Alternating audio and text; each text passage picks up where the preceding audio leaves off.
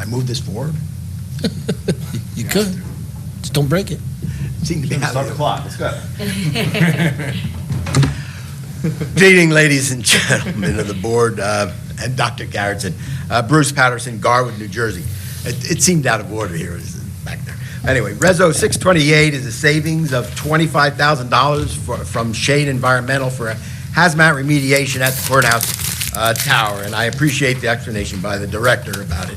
But the question is, the public is aware of around 8 New Jersey Department of Health PIOSH violations in the county complex, which describe major detriments to the health of our county employees in their workplaces.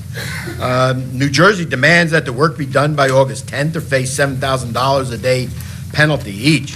Why isn't this $25,000 remediation savings being put towards this work to expedite New Jersey satisfaction?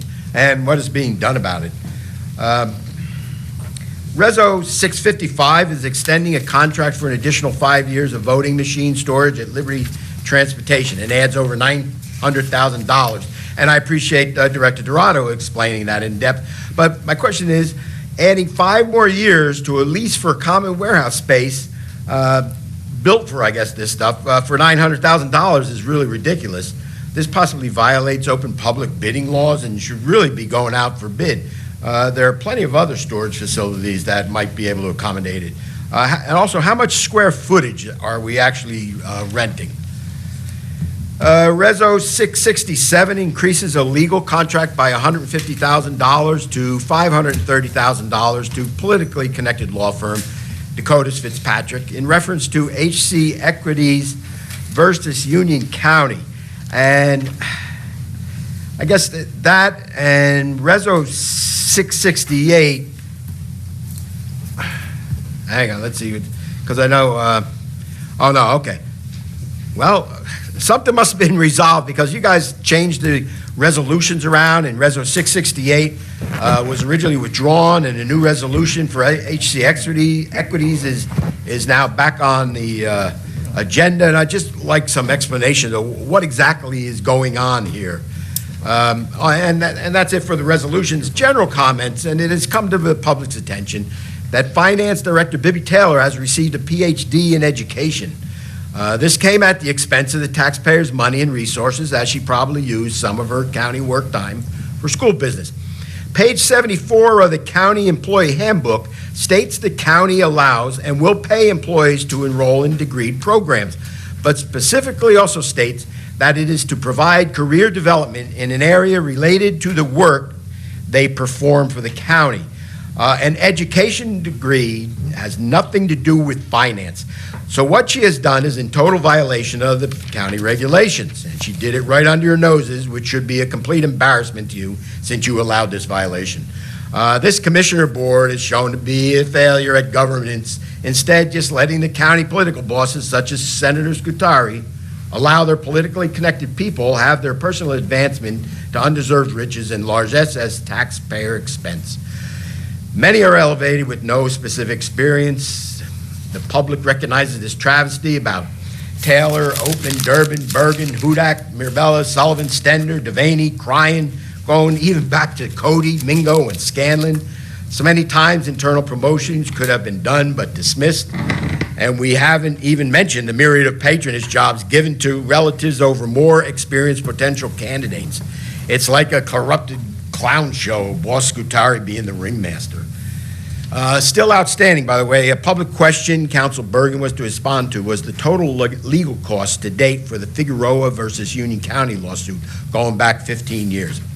And finally, on a happy note, my wife and I, we renewed our passports the other week, and we went down to the county building, and unfortunately we had Form DS-82, County Clerk Rajapi will understand this, DS-82, which is a mail-in form in lieu of a DS-11 hard copy. But anyway, the gentleman there at the counter, he actually helped us out explaining this, and he actually took our pictures, and then he also stapled the little photos to the DS-82 form and gave us an express mail pack to send it in. So, I mean, I appreciate it that he was very helpful. I did not get his name, but he was very helpful. So, thank you very much.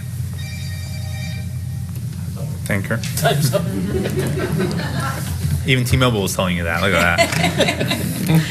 For number 628, Director Graziano.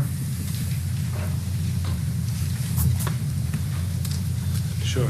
Through you, Mr. Chairman. Yes, we do have some POH violations. We are addressing them as they come in. We will never put any of our employees in harm's way that we know of, and we're addressing them all. They will all be remediated as soon as possible.